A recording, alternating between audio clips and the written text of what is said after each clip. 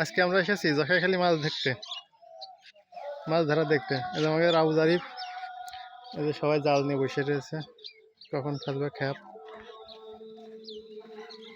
মাছ দেখে দেখে জাল ফেলবে। ওই যে ওই পাশে পটের ভিতর জাল টেনে মাছ ধরছে। এখন দেশি মাছ খাবে, একটু কষ্ট না করলে হয়। যে দেখা যাচ্ছে দেখেন এরা তাকে বসে রয়েছে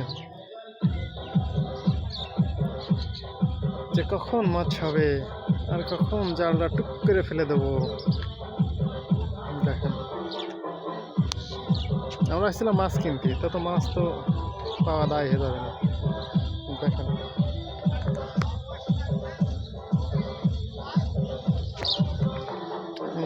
আবু জারিফ একটু পর্যবেক্ষণ করছে খুব ভালো করে।